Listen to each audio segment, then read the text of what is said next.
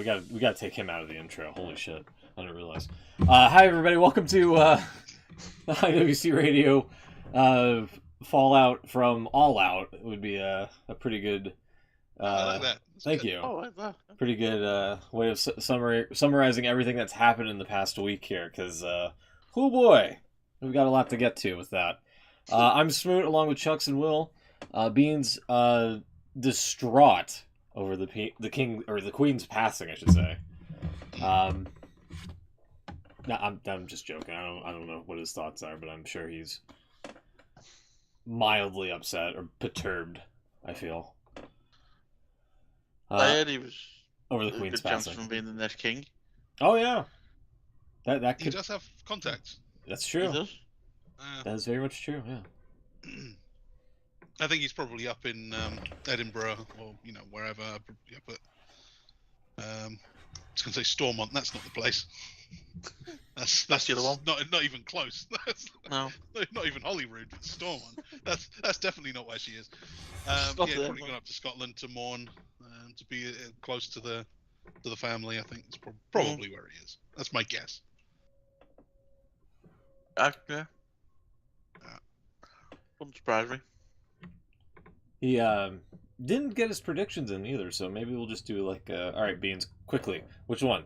Pick one. When we. Oh no, I think that he's disqualified now. I'd say he's out. That's it. Yeah, right. He's actually not doing that badly, even with a 0 on this one. Like, obviously, we're doing a lot better, but as prediction games go, we'll get to that. Should we start off with the fallout from All Out? Go straight into it. Yeah. Fallout from All Out. I like that. Thank you. The All Out Fallout. Because man, I mean, the show was all right. It's what happened afterwards was pretty groundbreaking. I believe so. You're gonna have to fill me in on what's happened because I have missed things and I know roughly what's going on, but Yeah. sure we'll Yeah, get to it. there's some dramas for sure. You could say they had a brawl out, But and they had to call out for the police to come. although there's no actual police report. No. Apparently not, no. Huh. Strangely enough, I know, it's crazy, but the police at the time said that they had no report filed, so... Which is kind of crazy, given some of the details that happened backstage. Yeah. See, this is what I don't know. You have to fill me in later. Yeah, it happened during the media scrum, which we'll get to after this. What was that sweet breakdown? I'm never ready for that one. Yeah. That one? Yeah. That's what I used last week. Comes out of nowhere. Makes it sound much cooler than we are. Right, the pre-show, which I think had a wacky name. What was the wacky name? 0 hour, I think? 0 Hour. 0 Hour. We started out with Sammy Guevara and Ty Mello beating Ortiz and Ruby Soho and breaking Ruby Soho's nose in the process. Yeah, Guevara held her up in some fashion earlier in the match for Ty Mello to whack her with a kick. And Sammy ended up dropping her on her neck too. It was very right odd. on the neck, yeah.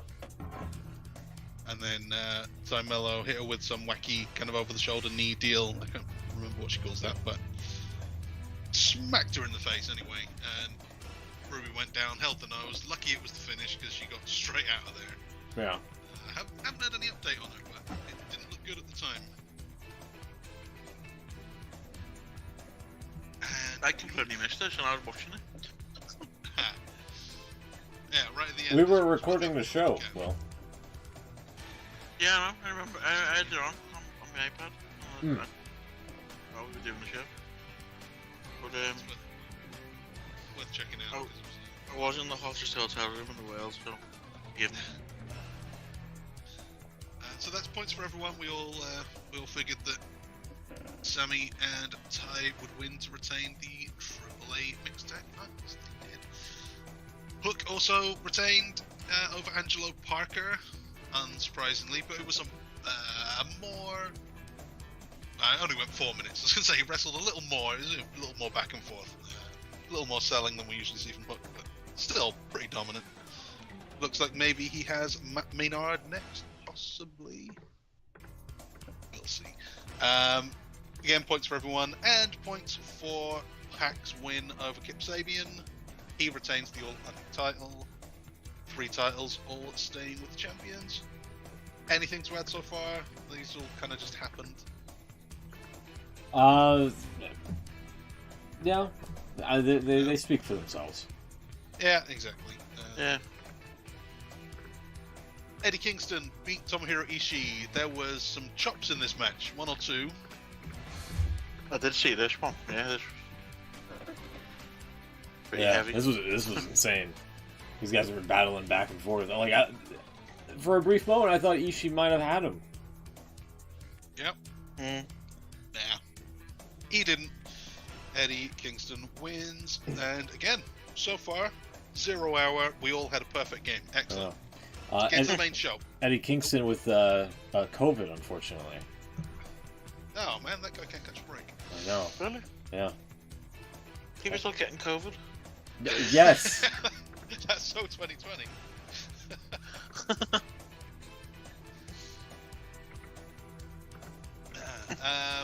Right, we had the casino ladder match, which was a bit of a joke for a few reasons. This was casino rules where they all kind of they enter Rumble style. Yeah. So could you just win before anyone else comes out? That doesn't make sense, right? Well, in theory, the 2 that start could just win. Damn right, couldn't. Yeah. Which seems wrong to me. Also, then, who was it? Was Rush and Andrade, right? They had a wide open ring. They had all the time in the world just to climb the ladders and grab the thing, but they chose not to. They built like a scaffold, put the ladder through the rungs and the ropes, and then just climbed to the outside to beat up some guys. What are you doing? Go for the chip. Get the damn chip. You got one job. And in the end, everyone's down. They get attacked by what looked to be the Dark Order, the Creepers. What happened to them, by the way? Dark Order used to have Creepers, just like these guys. Not anymore. Okay. So a bunch of masked assailants came. Retribution attacked the ring. Yeah. Laid everyone out. One of them grabs the poker chip and immediately unmasks, which, begs the question, why wear masks? Stokely Hathaway is your new number 1 contender. Yeah. But no. It's time for the Joker to come out. The Joker comes out. He is the devil. Sympathy for the mask. devil. Yeah. Sympathy for the devil. Awesome. I don't know. Again, I don't know if it's good wrestler theme music, but it was cool. It's a good song. He comes out, gets handed the poker chip, therefore wins. The Joker is the winner. I think we all predicted the Joker to win this thing, didn't we? I did, and it was kind of a letdown. Joker, yeah. Because it looked like the magician's biggest secrets revealed guy. It did. That's it. Valentino, it was him the whole time. Yeah, so that was it. And he teases he's going to unmask and then doesn't. He's the devil. So. I also said at the time that it was MJF. Yeah. Yeah, here it is. Hold on. Seems likely. I got proof that you called it. Yeah. I don't get this, so surely the guy who he actually picked up the chip, surely he win the match. Stokely, exactly. Yeah. I thought that. But then he wasn't in the match. He wasn't booked in the match, so... Yeah. Or was the Joker? Not being... MJF, yeah, so there's always a Joker in the casino matches. Okay. Yeah. So I guess applying logic to wrestling. Yeah, I know, right? I think in WCW you'd probably be right. Yeah, we're getting there. They usually let people just run into a match. We're getting there. So yeah, that was it. That was one of those like fantasy booking. Wouldn't it be crazy if? And they actually did it. Yeah. It was a bit of a weak finish. It's been done now. And stop speculating about them doing something stupid. Tournament final for the inaugural Trios Championship. The Elite ended up beating the Dark Order, Hangman and the Dark Order. So that's points all round. Again, all of us still on for a perfect game. This was a better match than I was expecting. There were times where the Dark Order looked like they may just do it. Yeah, and the Trios title reign was short-lived here. We'll get to that. I know. I'm really antsy about the post-show stuff. Yeah. Cool moment while it lasted. Yeah. There was one near fall for John Silver, which I think he had everyone believing that, oh god, he's actually going to get pin Kenny Omega. He didn't, but he nearly did. Very nearly. And it ended with Hangman hitting the buckshot, right? He knocked out his own guy, so we'll see where that goes. Nowhere. Wait, what? So, what were the things that you said you were gonna tune out if Jade loses? This is the first one. Yeah. Yeah. Well, she didn't lose. She didn't lose, so I'm glad I kept watching. And she came out as She-Hulk, looking better than the Disney Plus version. Yeah. That's true. It's true. And Athena has new wings, so that's nice. Yeah, they light up big whoop. Yeah. But she didn't win. Athena did well to number drag 37. the match on for as long as they did. But Yeah. was not to be. Jade goes 37-0. Then six-man tag again, not as good as the previous one. The Pinnacle guys beat Jay Lethal and the Motor City Machine Guns. Sabin and Shelley look good. It's nice to see those guys again. Haven't seen them for a while. I'd like to see a bit more. See them come back. Yeah. And I think we all. Yeah, again, there was like 7 matches in, 8 matches in. We're all 100%. I forgot how just unlikable Chris Sabin looks. Unlikable. Yeah, he looks very unlikable. Do you know why? Why you? I don't know what it is. He just looks unlikable. Because there was a story from. Oh man, it's gone back away now. When Kurt Angle first came to TNA, do you remember the story? I do not. Must be 06, must be 16 years ago now. He was a big deal, right? He just walked in and he was the guy. And he decided to start like making suggestions about stuff. Uh-huh. And he told Chris Sabin that he looked kind of dirty, like messy.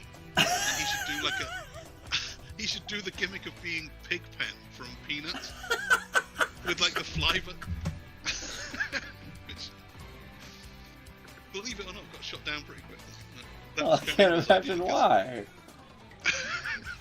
Must have thought he looked unlikable. I don't know. So you're in good company now. You and Kurt. Oh man, so the early main event did not go my way. Powerhouse Hobbs beat Ricky Starks with a big spine buster. Yeah. What's going on here? This was one of a few questionable decisions here. Yeah, nothing. I don't agree with this outcome because like Starks had pretty much had all the momentum and all the promo time and things like that. Powerhouse Hobbs just like he wrecked the TV. That was it. He's been great too. Yeah. It was that Ricky Starks made that run in on him that time, and Hobbs just laid him out. Yeah. Like he's been kept strong. He doesn't like TVs, you know. And this win is good for him. I just worry about Ricky Starks. Like it's got to be his time soon. Yeah. It was a really short match. It was only about 5 minutes, and that was it. Hopefully Starks has something to get him back on track. But Powerhouse Hobbs wins, and we'll see where they go with him. Hopefully he doesn't just disappear from TV like so many others do. Yeah. Oh, this could have been the highlight of the night, maybe.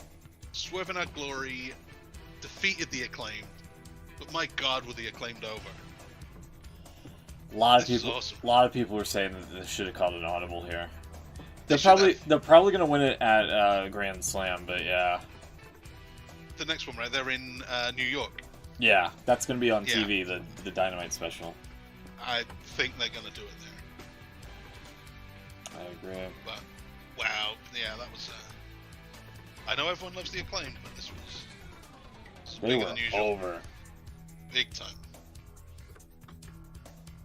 As was Billy Gunn. People really like Daddy Ass on this show.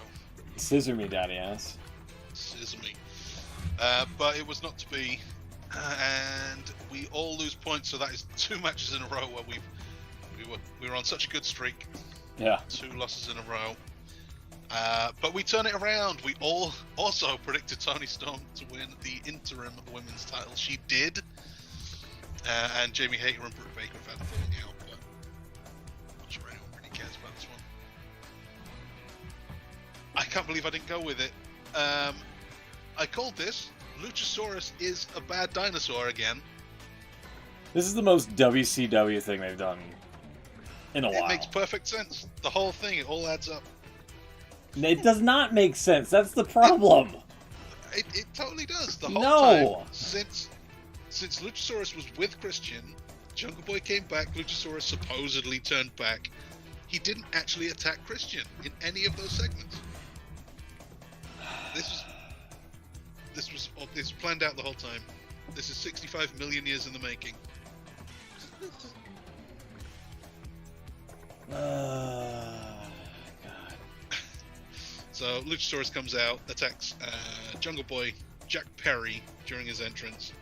Does a massive, was it chokeslam first onto the grate? Yeah, the pyro Marks grate. all over his back. Yeah. Ugh, brutal.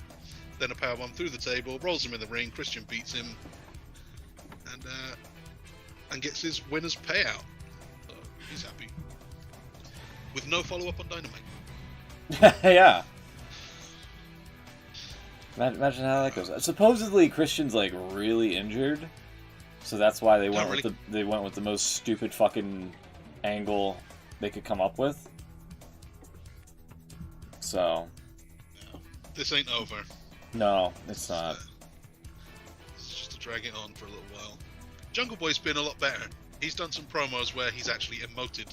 Yeah, like people. That's great. Both of them have been pretty good. Like they both, have like searing shots into each other with like the verbal jabs and whatnot. And to just see it come back to where Luchasaurus is turning face, turning heel more than the Big Show is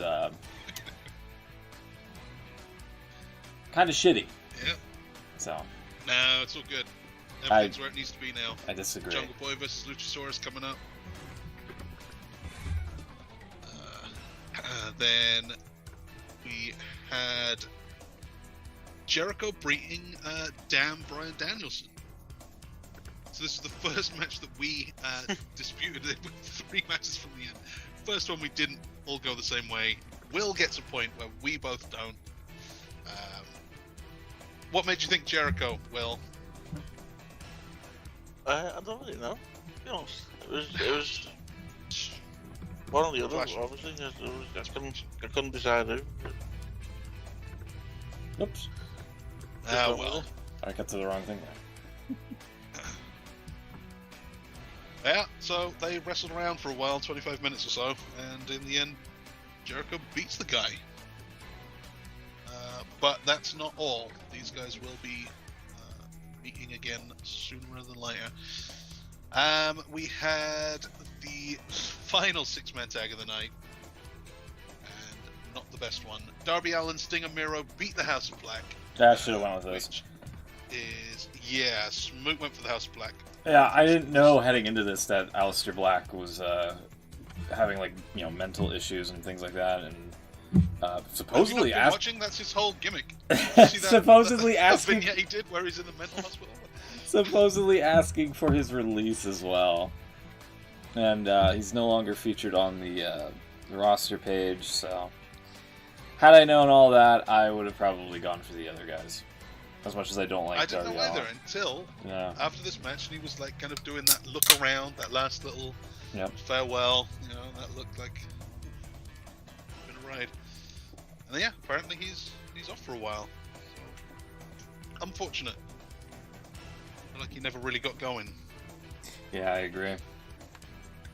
But a big win for Darby, pinning Aleister Black on his way out. And that leads us to the main event. The big time main event where stuff would happen. Me and Will both went for Punk. We get the point. But I was the smart call. God damn Moxley. Yeah, I was. In hindsight, they should have went with Moxley. They should have. Turns out. They should have. But they didn't. No. And the match was fine. Match was fine. It was definitely better than the last one. More than 40 seconds. Yeah. And then. But the news was not for. The news was not in the ring. Yeah. Just before I'll wrap this bit up. On the night, 15 matches to predict. Smoot got 9 of them. Ugh. I got 11. Will wins the night on 12. Oh, and Beans got 0.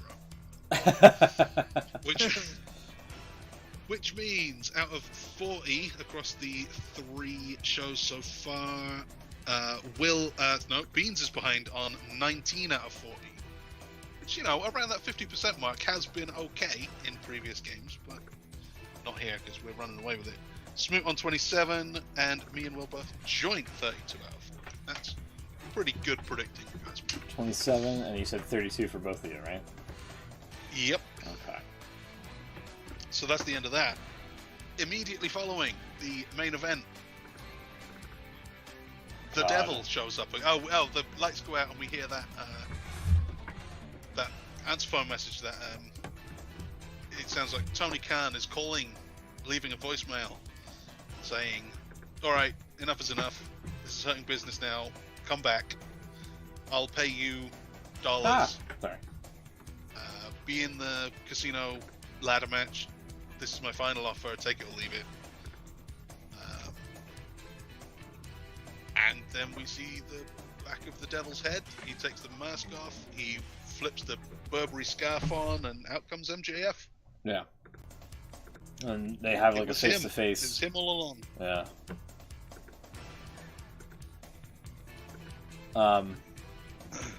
Yeah. When I heard this, I was like, okay, cool. Like, I stopped. They basically took all the wind out of the sails for me to care about MJF. It's like, the whole point was, MJF wanted more money.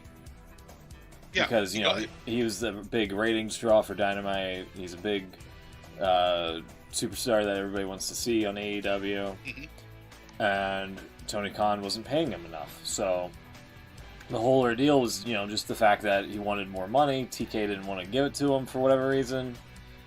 Until, whenever the phone call took place, Tony Khan rings him up. I'll swallow the bitter pill. I need you to be the Joker. And I'm like, cool. All right. I don't care about this anymore. You gave him what he wanted. Well, that is until we get to the follow-up, which I guess we can go straight into. Where MJF comes out to open Dynamite, more or less. It's actually the second segment only, but whatever. Where he says he got what he asked for, something, but he's still gonna, whatever that bidding war of 2024, he still may leave. So it's not like he signed a new long-term deal. He just got paid out. He just wanted a bigger paycheck. Yeah. So what did Tony actually get out of this deal? Like, just a bit more MJF, but no guarantees. Right. What are you paying for? Which, kind of dipping into our best of worst of segment here a little bit. Ah, right. No, not that one. Give me the other one. Hold on. Yeah, there we go. Nice. I guess we can get into it here a little bit. You don't want to run through the big news first? Oh, we'll get into it because okay. we'll get into might feature. Yeah.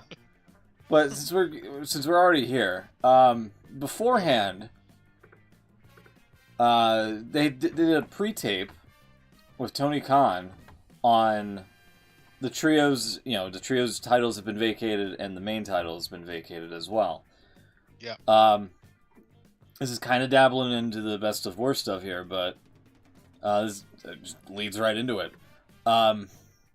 It's the fact that there's no mention of why those new matches were booked on the fly because of what happened at the media scrum to the TV audience. And then on top of that, Tony Khan, if you go back and rewatch it, he gets booed in the pre-tape.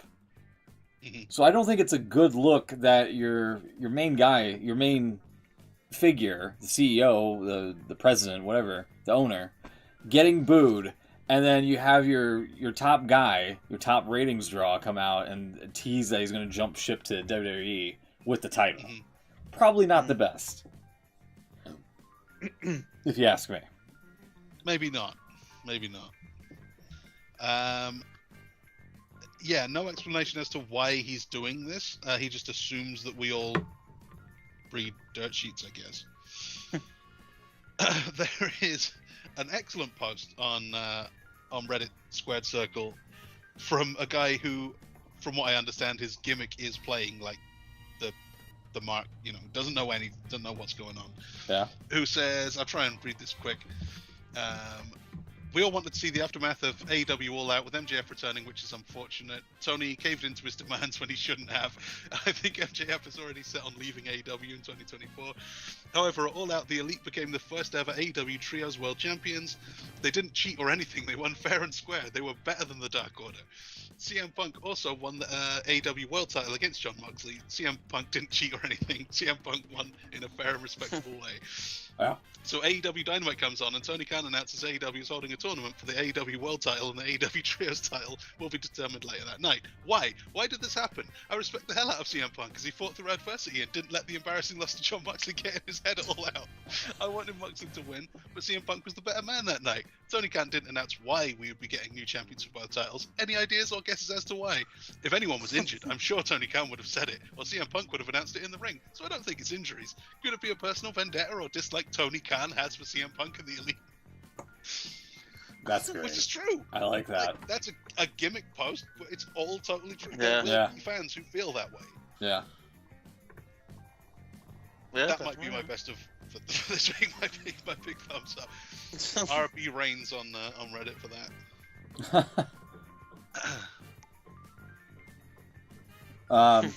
Yeah. I mean, it's hard to argue. Yeah. No explanation. He has Tony TK has this recent precedent for these interim champions. When a champion can't compete for whatever reason, when they're injured or usually injury, he makes an interim champion. He doesn't like to do the vacation thing. So why now? He didn't explain anything. I mean, supposedly since there's parties that are trying to bring up possible like a lawsuit against another, like maybe Punk's gonna sue the Bucks or whatever, or vice versa. Because of that aspect, some people say that Tony Khan can't speak on what happened, on the altercation that happened backstage. I'm sure if he could, he still wouldn't, because it just makes everyone look really bad. But surely you come up with something.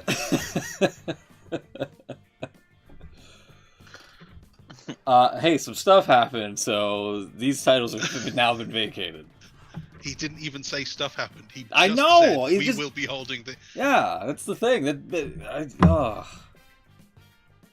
Yeah, nothing. There's nothing there. He could have said there is a tournament where, I don't know, CM Punk is a participant in the tournament, and then he just no-shows. So he gets stripped. He loses his qualifying match or whatever. Yeah. Now that's a stupid way to do it, but it would at least explain it. They've posted the post-show press conference scrum, they call The it media scrum, yeah. They've posted it on their YouTube page.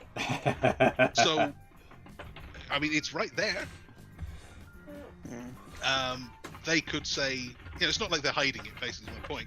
He could say, due to some of the unprofessionalism on CM Punk's part, we've decided to strip him. That would explain it.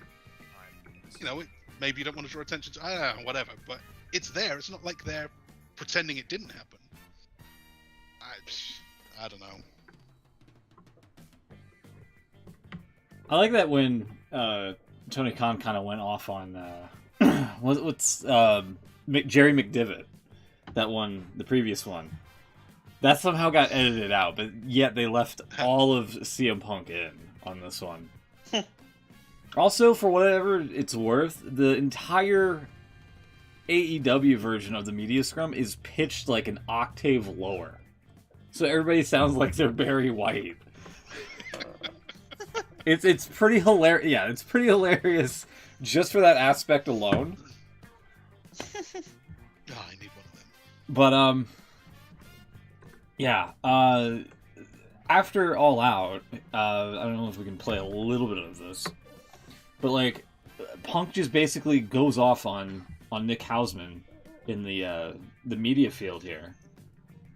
Yeah. And he just simply asks, like, "Hey, are you friends with Scott Colton?" A journalist, Yeah, do you consider yourself a journalist? Are you a friend of Scott Colton? And before Nick even asks anything, Punk just goes off on this tirade on Colt Cabana, saying that he hasn't been friends with him since late 2013, 2014. Which is strange, considering he was on his podcast in late 2014. Yeah, well, November, December, whatever yeah. it was, 2014. Yeah.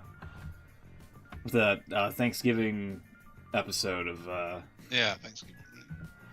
of Colt's podcast. Yeah.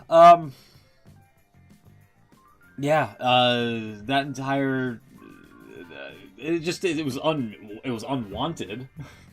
But I mean, Punk has never really said his side of the story about what happened with him and Colt Cabana.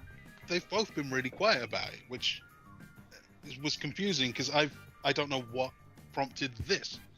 And it turns out recently Colt Cabana is no longer an AEW. I don't know if it's expired, I guess his contract with AEW expired. So now he's in the ROH. He's got the ROH contract on the same money he was on before. Right. Which is a strange move to make if there was nothing else going on. He's not in the Dark Order anymore, hanging out with the Dark Order anymore. He's just over there on the ROH side. So, has there been speculation that Punk had something to do with that, and that's why he's now saying, nothing to do with me, I don't deal with the guy? Right. Or is, I don't know, is something else? It's weird. The whole thing's weird. Yeah. It feels like there's something that I haven't heard anyway. Well, part of what Punk was also going after was the fact that there's EVPs that are leaking stuff to the media, if you will, the journalists and things like that. So maybe he heard something that Punk's the reason why Colt's on ROH, because those two don't get along, and according to the EVP, that Punk basically pushed Colt over to Ring of Honor, which is also kind of odd because Ring of Honor still doesn't have a TV deal, and they're just still kind of having like matches on and off on AEW television. Yeah. So, yeah, that was first off, that was bizarre because like also the AEW media scrum, if you go back and watch it, it cuts in like midway through Punk's response. Like nobody asks a question. Denise Salcido had a front row shot of it here, as you see on the side, and she was able to get the audio at the beginning, and it was just Punk asking Nick a question rather than Nick asking them a question. Right. So it really did start with him just saying, "Yeah, you consider yourself a journalist." But yeah, he basically said that Weird. Colt hasn't been a friend of his. He when he had to sue him or countersue him through discovery, he figured out that Colt shares a bank account with his mother, and you know, he was like, that shows you what kind of character he has. I was like, Jesus Christ. Married. I mean, I don't know what the big deal is. Yeah, me Hunter neither. Biden shares a bank account with his dad. Yeah. Yeah, that's not suspicious at all. There you go, can of worms.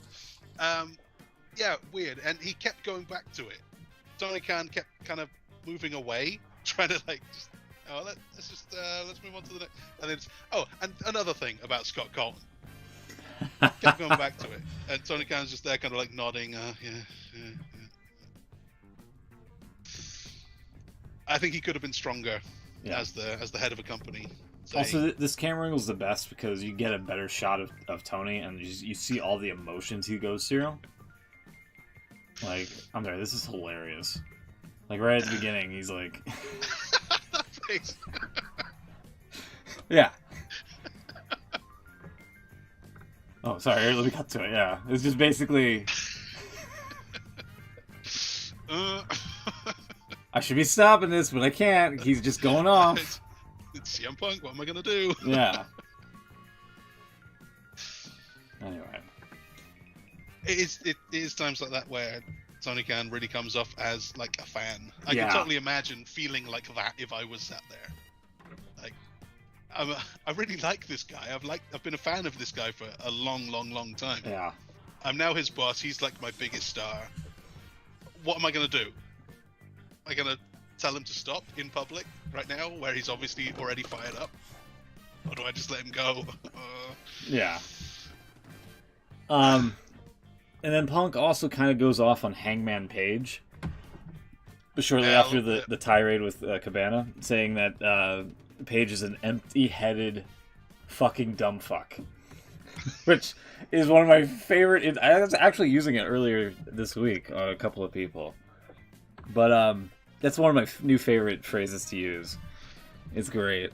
He doesn't like Hangman Page because in Punk's mind, Page did a promo, or not even a promo. He did he was at GalaxyCon back in July, which I think we can pull up here real quick. Hold on. And Page, but he basically, somebody asked him a question about, you know, do you take advice from other people? And here it is here, because somebody actually has it. Didn't they specify Sting and CM Punk? Yeah, something like that, yeah. Here. Yeah. All right, what's your name? What's your question? Here's the audio. My question is, with guys like Sting and CM Punk now being in AEW, like, what's the best advice that Sting and CM Punk have given you? Oh boy, I don't know. I'm stubborn. I don't take advice. I don't know. It's a good question, and that's probably like the honest answer. I listen to people say things, but very rarely do I listen hard. I mean, I was part of the movement that created the entire company, and I'm a world champion. I don't know that I need their advice. You know, I'll certainly listen, but I think there's something to be said about trial and error and doing it on your own. You know, I take more pride in that, I think, than anything. There you go. That was his response and all that. So Punk heard that, and then he just goes off on Hangman Page, saying, "What kind of an empty-headed dumb fuck? What have I done in life to deserve this empty-headed dumb fuck who doesn't want to take advice when we have people backstage like you know, who know a lot?" And it's just, I was like, Big Show, Mark Henry, Matt Hardy, yeah, Sting, I guess, will be in there. Jericho. I gotta find my my exact here. Yeah, here we go. My notes here. Yeah, just wild. Yeah, I got to admit, I'm with Punk on that one. I don't know about the Colt Cabana stuff, but that's true. Guys like Undertaker were saying they were still asking, you know, they were still talking with people about stuff right up until his retirement. Yeah. Always learning. He says every time you go out there, you're always learning. I don't know that. Obviously, Adam Page is doing all right. He's made. He's gonna be fine. He doesn't need to. He's not. Who? Lee Moriarty. He needs to be asking. Yeah. I'm sure Adam Page can get away with not asking Sting for advice, but still, that's just a bad answer. That makes you look bad. So this is You say Sting's in the locker room. It's awesome to have him around. He knows a lot more than any of the rest of us. He's done it all, seen it all. Yeah. Of course, I'm open to whatever he has to say.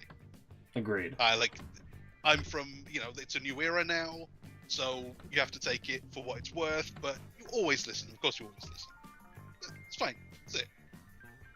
Even if that's a lie, Yeah. you still say that.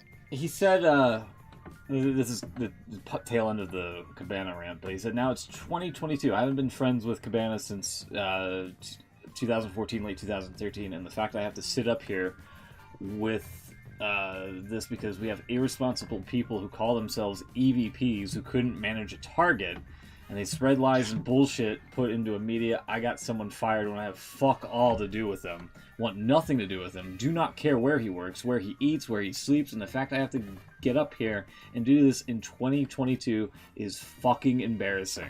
If you're at fault, fuck you. If not, I apologize. But what did I ever do in this world to deserve an empty-headed fucking dumb fuck like Hangman Adam Page to go out on national television and go into business for himself? For what? What did I do? And then he goes to Meltzer. He's like, Dave, what did I ever do? Didn't do a goddamn thing. What's your name, sir? Fuck the Pittsburgh Penguins. What are you doing, man? And then Tony Khan tries to interject saying, I made it very clear in Forbes, I just want to make it clear. And then Punk cuts him off saying, it's not his job to make it very fucking clear. There's people who call themselves EVPs that should have fucking known better. And this shit is none of their business. I understand sticking up for your fucking friends. I fucking get it. I stuck up for that guy more than anybody, okay? I paid his bills until I didn't, and it was my decision not to. And then Tony Khan's like, I should have no commented when Nick said it. And then Punk says, I appreciate that, but I'm trying to run a fucking business.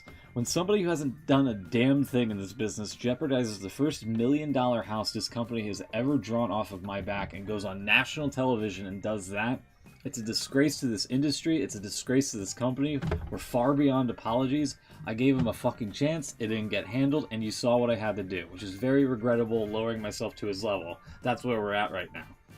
And I will still walk up and down the hallway and say, if you have a fucking problem with me, take it up with me. Let's fucking go. So, that is calling back to, in the build up to their match, Punk and Page. Page said something, he made a line about, if you don't like it, why don't you sue me, or, some jab about suing. Yeah. I assume that's what he means, because there's not really anything else in it. Yeah. Workers' rights or something like that? Maybe? Yeah, you stand up for workers' rights, yeah. But there's not a lot there. When loads of other guys, especially MJF, but loads of other guys have said similar things and worse things in their feuds with Punk. Yeah. There's a compilation video out of people insulting CM Punk since he's come back from AEW, of all of the things they've said to him in promos, and all of it is worse than that. And it reminds me of that one with Eddie Kingston and Sammy Guevara recently. Sammy said that he was fat, and Eddie just lost his shit. Yeah. Like, Bryan Danielson said that. Jericho said that you're lazy, and you're like, the reason you haven't made it yet is because you're lazy and you don't work here. Yeah. That's worse. Yeah. But for some reason, that was the one. He's like, nope, that's it. That set him up. I don't know. Something weird is going on. Yeah. Punk also said this. Quote, we have a locker room full of brilliant minds. Jerry Lynn, Dean Malenko, Mark Henry. When I came back and cut my promo second week here, I thought it was pretty decent. Blur the lines a little bit. Oh, what's he doing? Crazy Phil. He's going into business for himself. Really, I was just defending myself, but you mix that in with attacking Moxley and Kingston being the second best Kingston, which is a great line. But our locker room, for all the wisdom and brilliance it has, isn't worth shit when you have an empty-headed idiot who's never done anything in the business do public interviews and say, I don't really take advice. Who the fuck do you think you are? That's stupid. I'm on a team with Barry Bonds, Mark McGuire, Sammy Sosa, all steroid abusers, by the way. I don't need to work on my swing. I'm not going to listen to these guys on how to swing a baseball. Fucking go fuck yourself. That's how I feel about it. I dare you to say that to Terry Funk's face. Oh, I don't need to listen to you, Mr. Funk. I know what I'm doing. Fucking grow up. End quote. Yeah. Again, I agree with what he says. I don't think he needed to say it. Probably, it is unprofessional, but he's not wrong. Just want to click around. If I can find, yeah, Will's very quiet. That's a great facial expression. That's a great one. Will, say something. You still here, Will? That was pretty good too. Actually, just falling asleep. No, I was actually on mute, but no, just listening, taking it all in. Yeah. So, how much of this did you know about before I we knew went about up? what I saw a clip of Punk. That bit about the Pittsburgh Penguins, funny enough. I saw that on TikTok. But yeah, I don't know. I'd read up a little bit. Some, apparently there was a fight and stuff. And Yeah, so that's the bit that we haven't actually mentioned yet. well, no, we haven't got stuff, have we? But how many cans did you got there? That's a lot of cans. They just had a sack of cans, by the way. Of, like, whatever this drink is. Must be water. I'm just skipping around, just looking at Tony Khan's face. Like every one of them is like, oh shit. Just like the inner monologues. Every one of them. Is like, oh, God. Oh man. Yeah, so I think I've seen more fighters rather than this bit. Right, so there's a bit later on in the press conference where Tony's out there with Jericho. I guess Punk has already gone backstage. Yeah. Jericho is finishing his bit, walks past him and says something.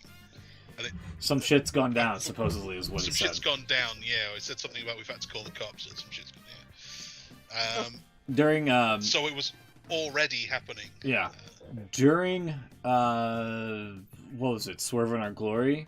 Somebody got a shot of I don't know if I have it here. Somebody got a shot of security running behind the backdrop here, tending to something backstage, and that's what it was the fact that Punk and the Bucks got into a scuffle, and Kenny Omega, I guess, to a degree.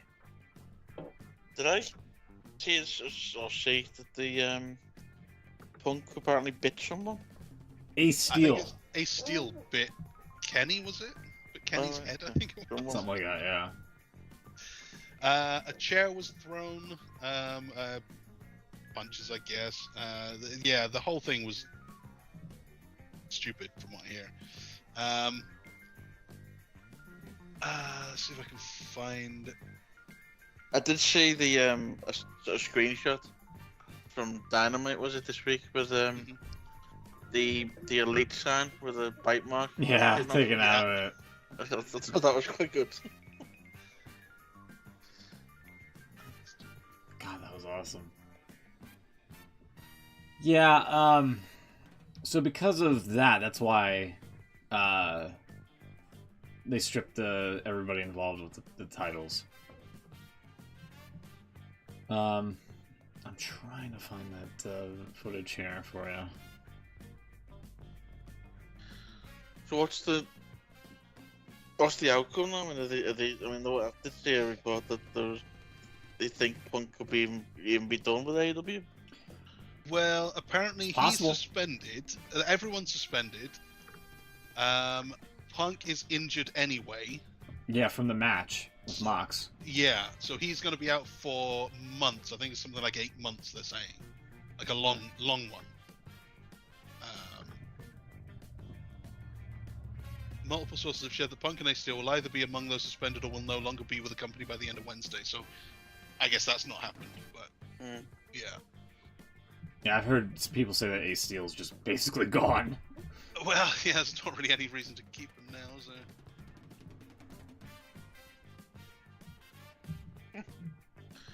Crazy. There was a thing from Dynamite Dave saying, you know, these are the things that both sides are reporting happened. And it was like the bite that I think it was someone throw a chair at Nick Jackson or something. Yeah. It's like neither side is denying that these things happened, so that's. Let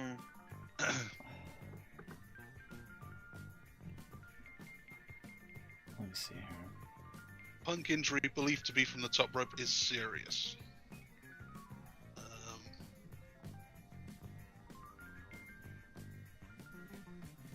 Bucks started yelling.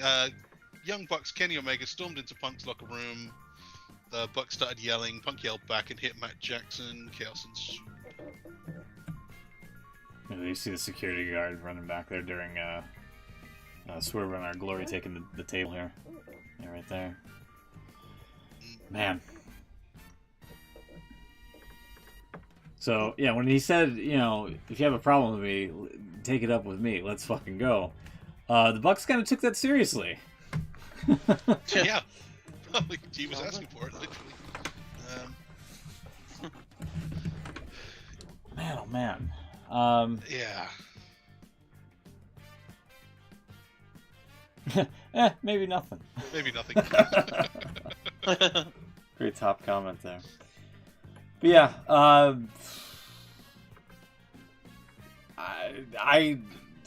can't. This like AEW, the AEW championship with Punk is just cursed. I feel at this rate because he was champion the first time around, injures himself, had to vacate the title for the interim championship. Wins it back, injures himself. Yeah, injures himself and just torches everything around him. Yeah. And buries Colt Cabana and all that. Could be the end of Punk in AEW. I don't know. Supposedly, you know, he has to do like some major reparations if he wants to stick around, but I don't know. This is wild, and that's why the titles were vacated, and people wanted Tony Khan to kind of, me personally, he should have mentioned the reason why. It gave some little clarity on what actually happened backstage rather than these somewhat conflicting stories and things like that back, you know, through the sheets and whatnot. So, I don't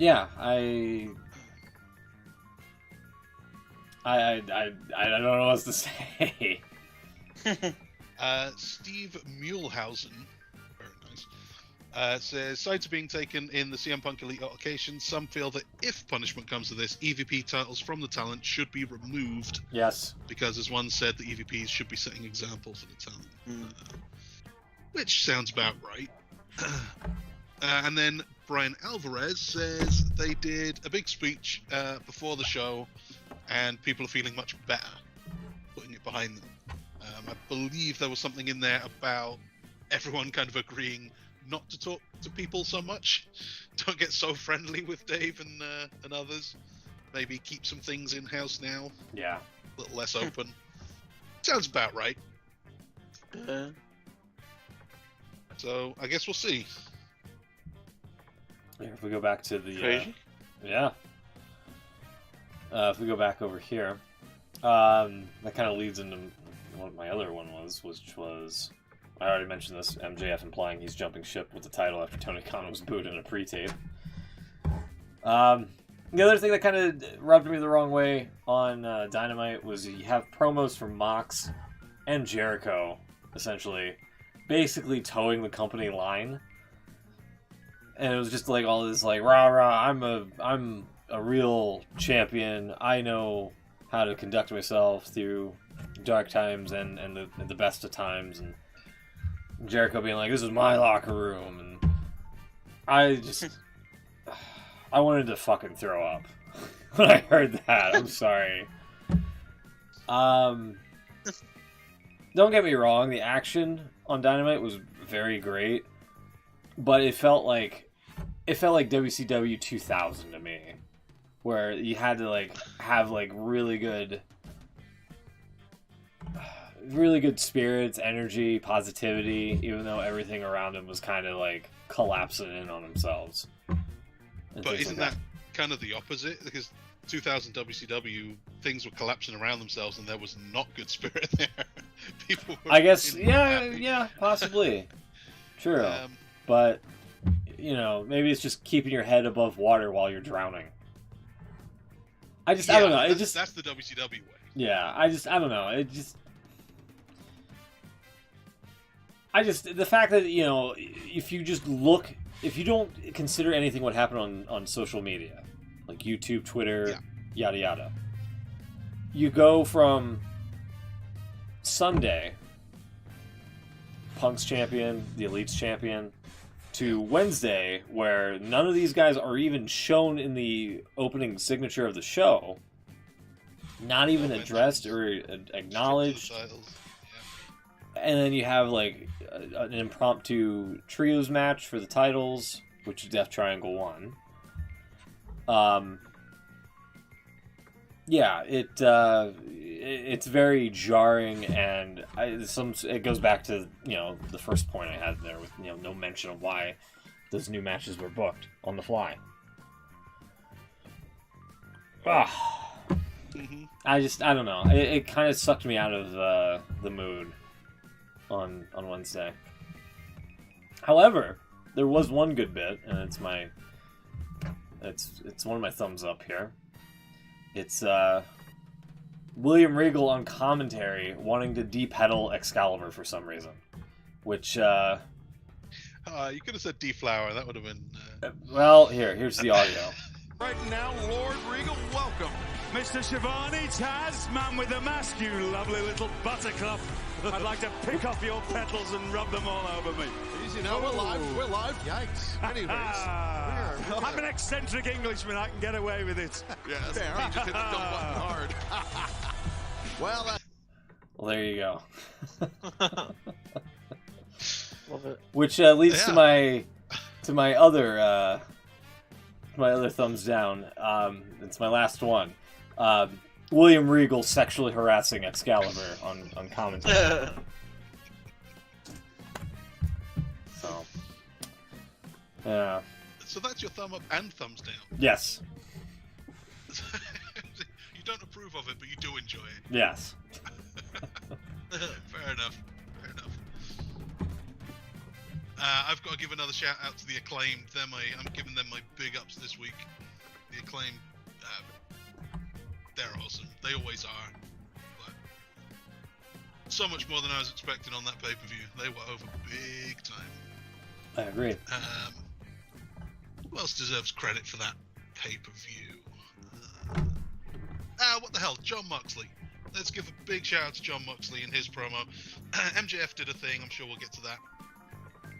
But John Moxley came out, confronted him, and then did like an in-ring speech, which was, I don't know if you can say it was half shoot or whatever, but he was saying, you know, now's time to step up, time to make yourself a legend, or whatever the phrasing he was. Yeah, he feels like the guy that's really like picked up the ball. He's gonna be the guy. Yes. The company needs someone. He's there, and he's been doing it all summer. He's gonna keep doing it. And he's supposed to be on vacation. Yeah, that's exactly it. So backstage, we mentioned earlier, they did a big speech. Apparently that was Moxley, Jericho, and someone I'm forgetting. Wardlow's was kind of up there as well. Now, it was another, like, veteran. It wasn't Christian. What else was it? Oh, that's going to bug me. Bryan Danielson, obviously. Of course it's Bryan Danielson. Right. So those three, being like locker room leaders, they said, all right, time to put this behind us. Let's, you know, start doing things the right way. And Moxley said much the same in the ring. A lot of it, he said, kind of facing the entrance ramp as if to address the people backstage. Yeah. And he said, like, this is it. He said, before the pay-per-view, this is my time. Reiterating now, he's carrying this company now, and I think everyone's on board with it. Everyone loves John Moxley. He deserves it. And I hope he ends up winning this tournament. It should have been his the whole time. No, I agree. I just, if circumstances were... Like, the thing about Moxley's promo is the fact that he kind of cut like a decent speech when he won the title, which I guess would be 3 weeks ago. Yeah. And what the company is, yeah, we agree with Moxley. That's why we're gonna have him lose the title to Punk again. Like, it just, I got suckered once into that. I'm not gonna get suckered into it again. I'm sorry, but hey, if I didn't have any issue with what he said. It's just I didn't need to hear it coming from an altercation that we have barely any sort of information on, other than what you hear from the sheets. That was my main issue.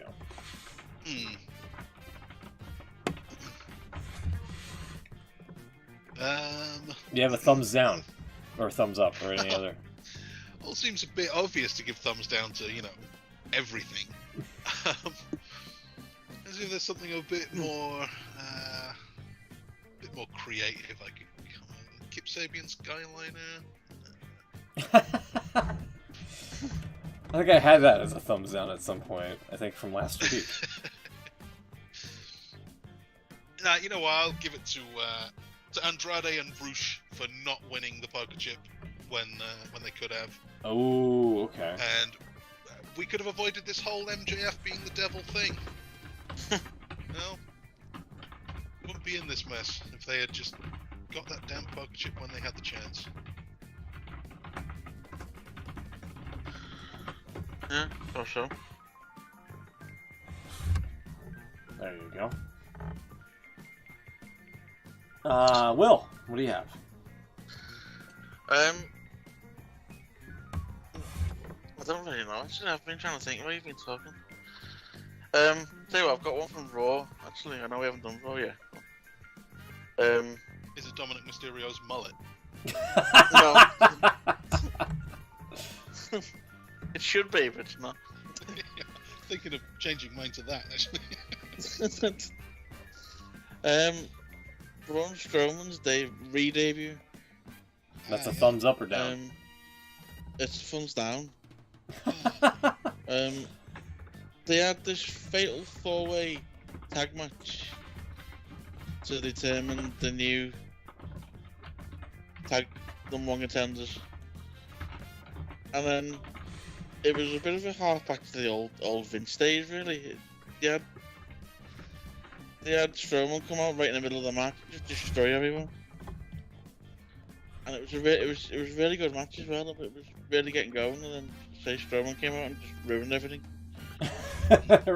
Braun Strowman shows up and debuts and ruins everything.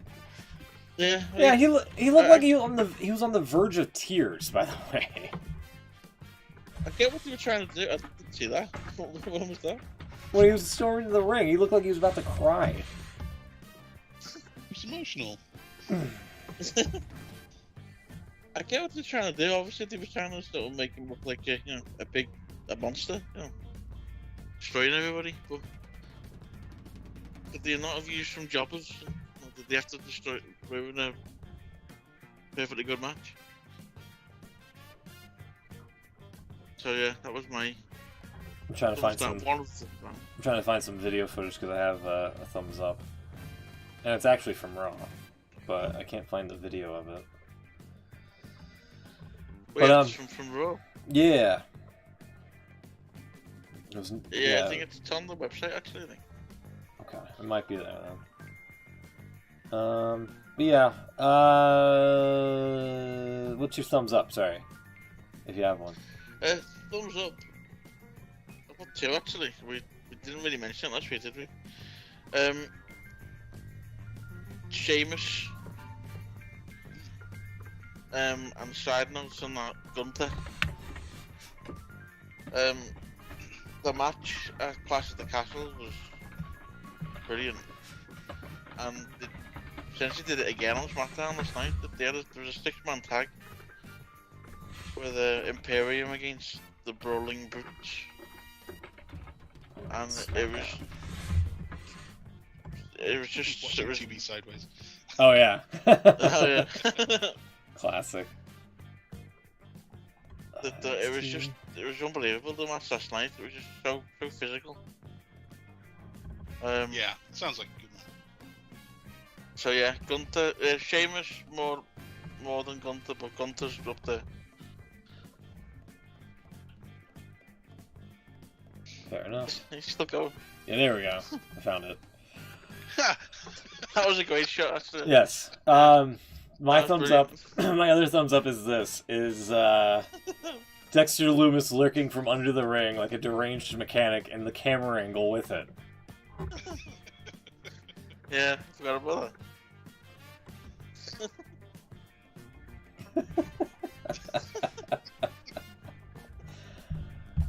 Oh, that's pretty great. Please don't claim us, WWE. I give you props for one thing. Please don't claim us. Anyway. That makes all of Dexter Loomis worth it, I think. Yeah. All these years he's been in NXT, it's Yeah. worth it. That's the payoff. Anything else? Sorry, what was your other one, Will? My other one. What was my other one? Oh, yeah, just an overall, really, for Clash at the Castle. Clash at the Castle. Okay.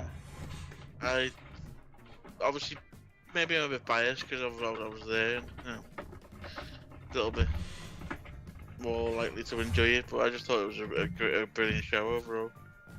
Gotcha. Anything else? Anything else? Thumbs down. Oh. It costs £6.50 for a drink in the Principality Stadium. Yeah, that's unacceptable. Yeah. Sort that out, Triple H.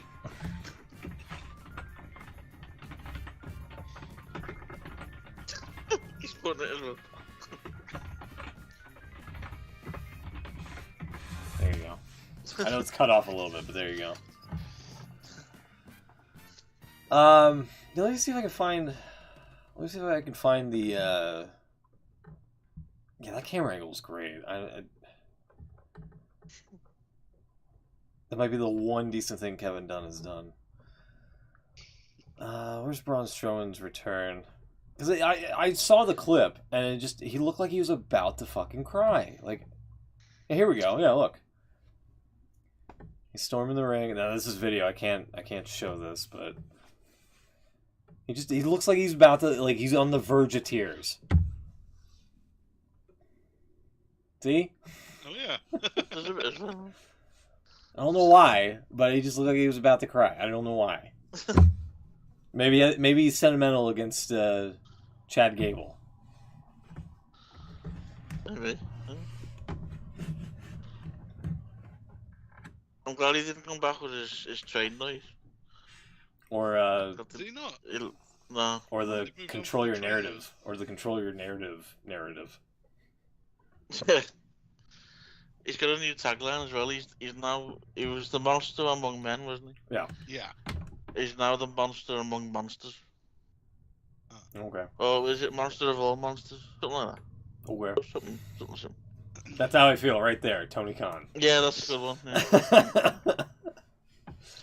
Let's just keep this up in the background. God damn. But yeah, that's everything for this week.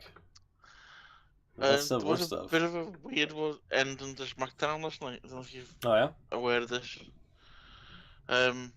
It was McIntyre against Solo Shower Uh-huh. of the newly expanded Bloodline, Yeah. and Karrion Kross got involved in the match, and then it all went a bit Fiend, but except instead of going red, it went black and white. It went black and white, so does that mean there was Yeah. blood? No, I think it was. Yeah, you think so, wouldn't it? No, it was just it's Karrion Kross has got the ability to make things go black and white. Apparently. Drain all the colour out of Yeah, he knew the king or the queen was dying. Oh, there you go. Yeah. What the hell? She was just... Well, that's how it ended. Everything was black and white. So yeah. He's just one of the new vaudevillains. That's all. Apparently he is, yeah. And it was left with Michael Cole shouting for help for McIntyre, like it was in genuine concern for him. Which I thought was a bit weird as well. A sleeper. Just a standard. Yeah, it's Really Why not? chuckless. He'd be alright. Give him 5 minutes, be fine. Yeah. Probably power up. Yeah, here we go. He's getting out of it already. You can back him into the ropes. It'll be fine. Hit him in his kidney. Oh. What does he call after cross jacket? Is it? Yeah. He looks like Jericho right there in the face for some reason. Just a bit. A little bit, yeah. So yeah, everything went black and white, and that was it. Yeah, that's weird. It's like the Sin Cara lighting all over again. That's, again, right back to Tony. Yeah. So this is quite a long streak that Raw has now, bringing someone back every week. Yeah, I guess. Yeah, it's gonna end with they bring Vince back, and it's gonna be a big joke. Papa Big Cock is back once again running the show. Surprise!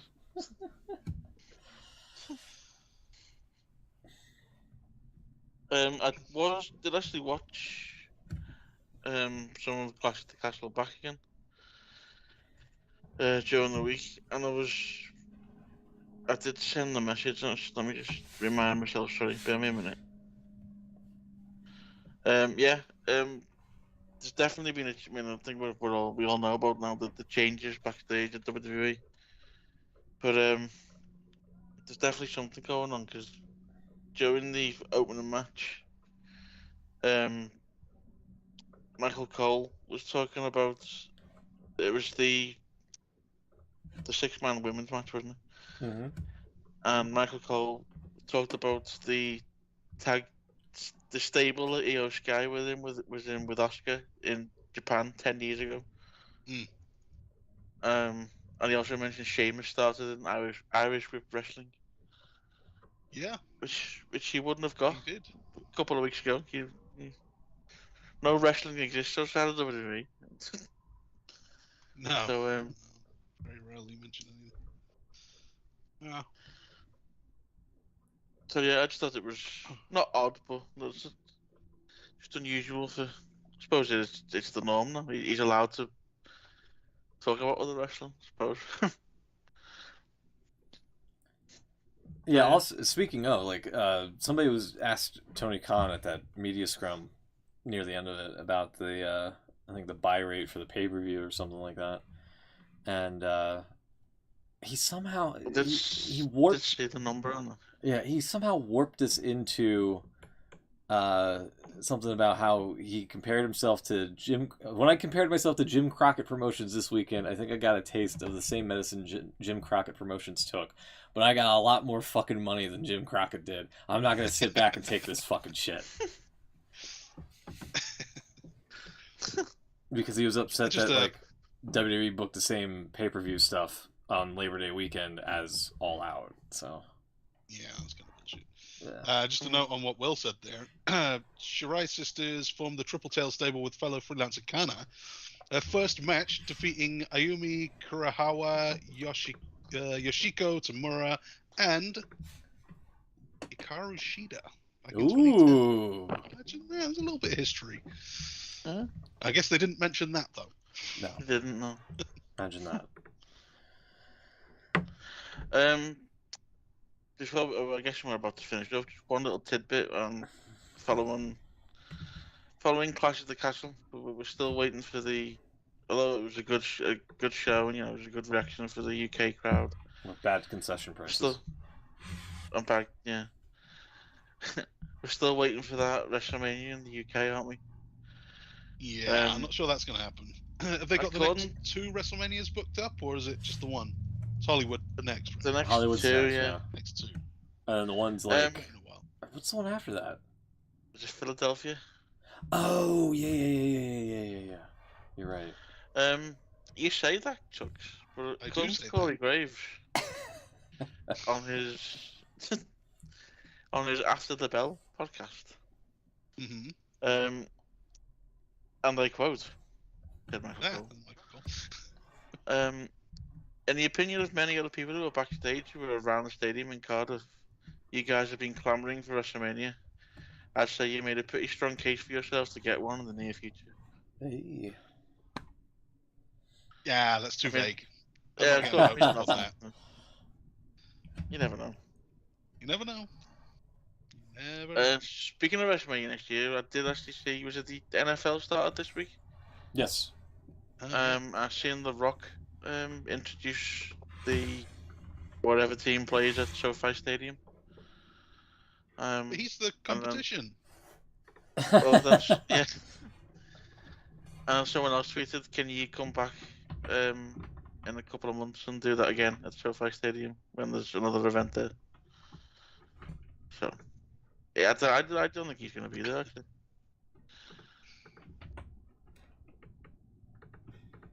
You don't think he's doing Mania? No. You could well be right. He, what was it 28 that he did with Cena? 29? Yeah, one of them. That's 10 years ago. Yeah. And he got injured doing that one.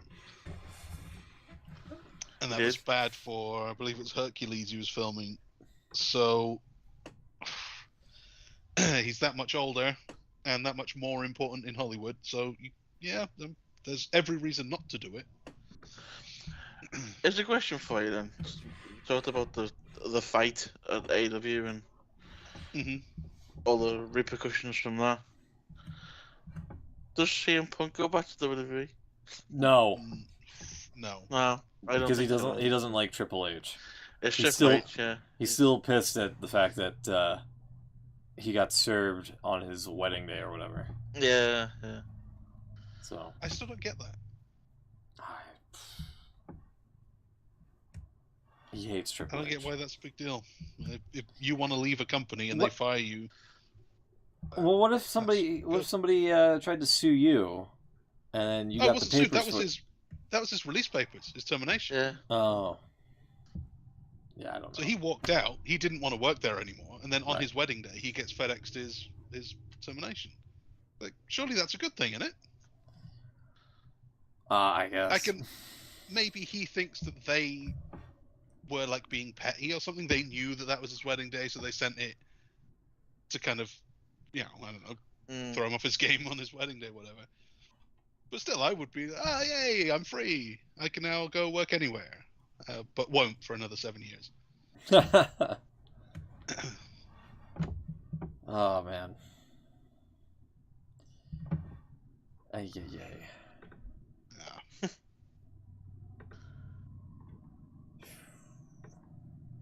Was there anything else on WWE stuff? Any interesting stuff on Raw, SmackDown? Maybe even AEW? I'm just looking through. I didn't see much of Raw because still coming out from Cardiff, but I saw that NXT, the real NXT, pretty much wiped the floor with NXT UK on their pay-per-view. they did. Yeah, they did. Yeah, that's NXT UK buried then. Yeah. No, I don't think there was. This week on Raw, we're gonna get Johnny Gargano's first match back. Cool. With Austin Theory? Happening. Is it a Theory? I think it is actually. I think it is. Can't remember. Let's see if it says on the site. Probably won't. Oh, that's small point. They debuted the Bailey Buddies, as we were calling them, Mm-hmm. Bailey's as bitches. Damage Control. Yeah, we mentioned that. Damage control. Yeah. That happened at Clash of the Castle, and they were called. I've got a photo somewhere on photos I've taken. They were called Damage Control, as in the word control. When they came out on Raw on Monday night, they were called Damage CTRL. That's just worse. They're Could somebody they not look. Somebody looked at their. trademark Damage Control. Somebody looked at their keyboard and they're like, "Hey, I got this." Yeah, so and That's they had stupid. all of the Titantron, whatever they call it, the different graphics on there as well. So they either didn't like what they did on Saturday, or they couldn't use it in time or something. Or I don't know. That's stupid. As CM Punk said on AEW's media scrum. You got to hear it from their source because everybody sounds like they're Barry Wyatt. It's pretty great. Yeah, I have to watch this series. Anything else before we get out of here? Dominic Mysterio is officially with the Judgment Day now. If you didn't know already. Oh, actually, well, it seemed like it was going that way. Yeah, because he. Oh shit! Sorry. Because he was getting beat up by Rhea. I mean, if you can't beat him, join him. Yeah. Well, that's it. Yeah. If you can't get a haircut, join him. I think we're going to be getting Edge and him probably at Extreme Rules. Yeah, Edge is gonna probably rejoin the fucking Judgment Day as well, or some bullshit. Everyone turns on Ray. So Ray is doing the thing where he won't fight his son, right? Yeah. Unlike Billy Gunn. He was trying to stop. He was trying to stop Edge from doing anything, and then yeah, in the end, he basically said, "You know, I'll do what you want to do, but I'm not getting involved." But that's where they have to go eventually. They have to do the Ray and Dominic match. So what is Dominic gonna do that would be so bad that Ray will actually fight his son? He's gonna take him out somehow, isn't he? Or... Yeah, take him out of a title match or something like that. I don't know. I don't know either. That's it. I lost a title match. All bets are off. Yeah, beats me. I don't know, but at least WWE, I think, I think the ball's in their court right now. They've got momentum, and AEW is kind of in uncharted waters, trying to rebound from the shenanigans that took place this past weekend. So, yeah, it definitely seems it goes in peaks and troughs, doesn't it? 'Cause it seems not so long ago, AEW was riding high, weren't they? And WWE was right up until Vince got out of position there. Yeah. Well, yeah. But I still don't get the feeling that the shows are really that good. Like they're doing stuff. Things are changing, and that's all great. And they are bringing a few people back. They're making these exciting moments as exciting as they can. There's not much left out there at the moment. So they've got Johnny Gargano and Braun Strowman, and maybe they'll have Bray Wyatt at some point. Yeah, it's cool. It's good for what it is. But is it a TV show that you kind of get excited to watch and actively watching throughout? Because it still feels like Raw to me, and the couple of times I've tried to watch it in the Triple H era, still, an hour in, I'm thinking, God, it's just dragging. I don't know. I mean, the first time I didn't, the first thing I haven't agreed with was the Strowman thing on Raw. Just ruining that tag match. I don't know why that had to happen. But then on SmackDown, the 6-man Imperium versus Sheamus's boys, whatever they call them, brutes. That was really good. You wouldn't have got that kind of match a couple of months ago. So to say that there are what's the expression? The green shoots. Yeah. There are bits. I mean, there was. We missed it last week. Actually, there was we didn't talk about it. What's his name? Corbin, Happy Corbin, Baron Corbin, wherever he is this week. Constable. He lost his match again, and he's going a bit downhill again, like he was when he was a champ.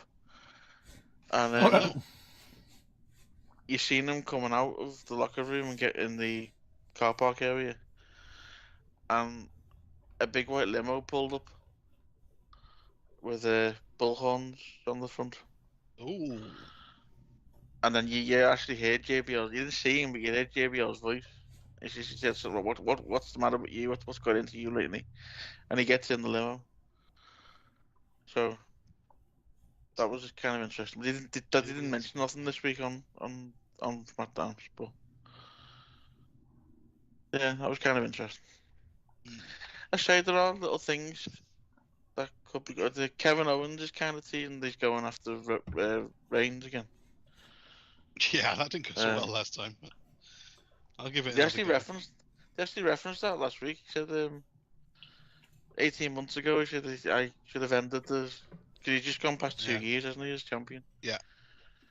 He said 18 months ago I should have ended it before it even began, but I didn't. But now I'm ready or something. Recall. And he's saying that he owes him a favour or something. He's coming to cash in or something. Words to that effect, anyway. Here's MJF complimenting Baron Corbin, saying that he misses him so much.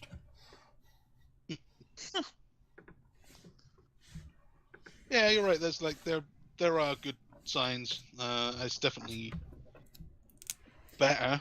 You know, things seem freer. People are getting their names back. You know, happy with the general direction. But I still watch Dynamite and think, right, there are people on the show that I actually like and want to see do well. Yeah. And it feels like certain guys are being built. Daniel Garcia is obviously on the way up. Wheeler Yuta. Ricky Starks and/or Powerhouse Hobbs are on the way up. Acclaimed are going somewhere. Yeah. It's like all of these are cool. I want to see these guys do well. I'm actually invested. I watch Raw and it's still okay. Reigns is doing well. I don't dislike the guy as much as I did 5 years ago. But like Kevin Owens again? Is that?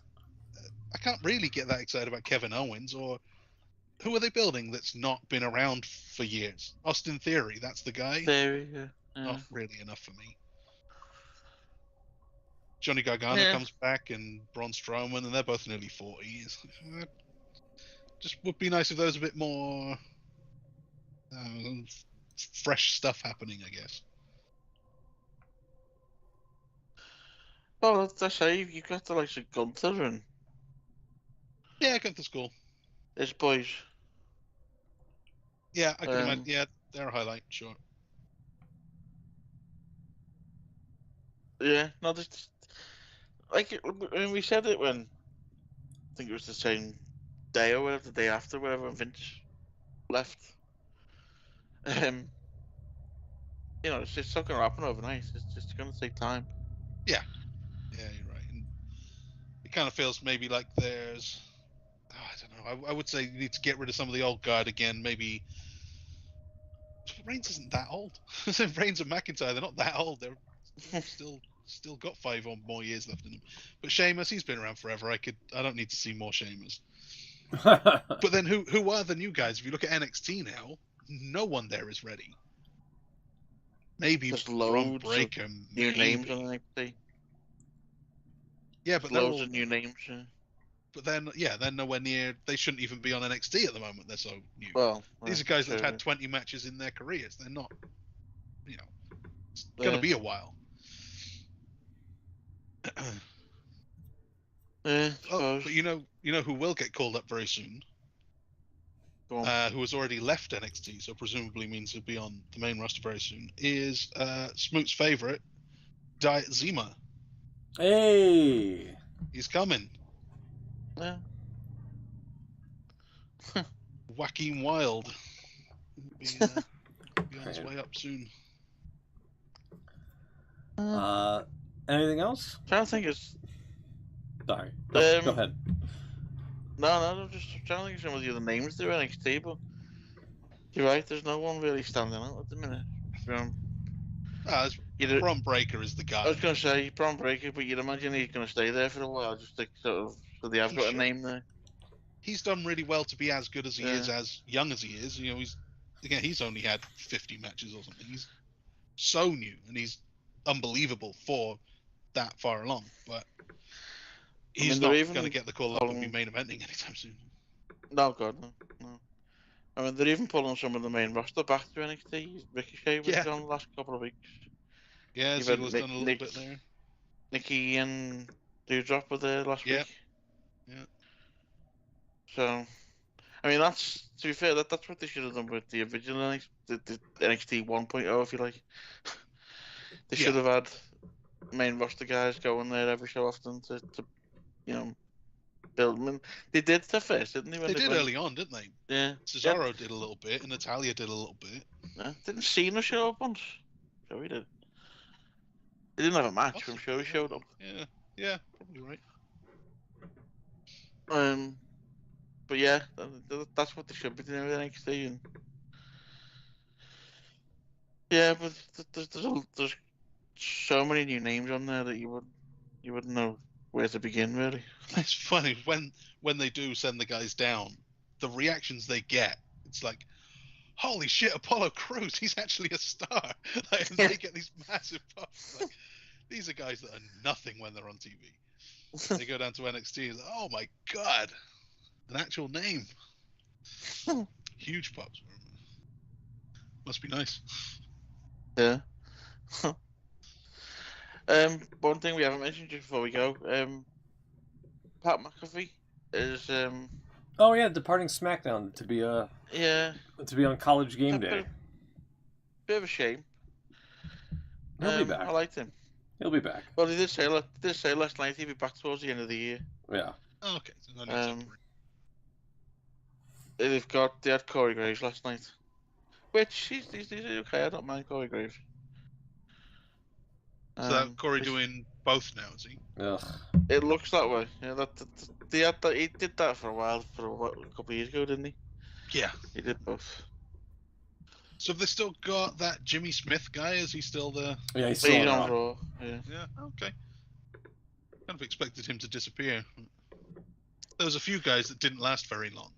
Adnan Verk. Adnan Verk, yeah. Mace, Dio Madden didn't last very long. No. Oh, it looks like well, possibly Maximum Male Models. What's his name? Max Dupree. Yeah. What did he say last night? Everyone's jumped on it a little bit, and I don't think it means what he said it means. But oh no, what did he say? Let me just get the. It could be good if it turns out what he means. But there we go. Obviously, he used to be LA Knight, didn't he? Right. What did he say? Basically, after the Maximum Male Models lost to Hit Row on SmackDown, and then there's a video uploaded to Twitter after the match, where he's basically trying to gear them up again, trying to get them happy again. And then he stops talking, and he says, "Start the blue." He says, "To go through the day, you have to get to the night." Oh, was that with a K? Yeah, but then obviously he said it, so you don't know what he was saying. But then he just walked off, and was laughing as he walked off. So that is just a fact of life, dummy. Yeah. Well, true. Maybe Triple H doesn't like the Maximum Male Models, and he's going Why would he? to LA Knight. Yeah, get him back to his own shit. Yeah. LA Knight. He was actually quite popular as LA Knight, wasn't he? Yeah.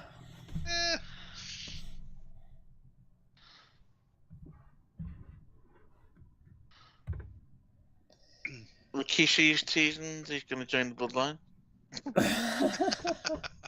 Now that would be great. Big Papa Rikishi coming back.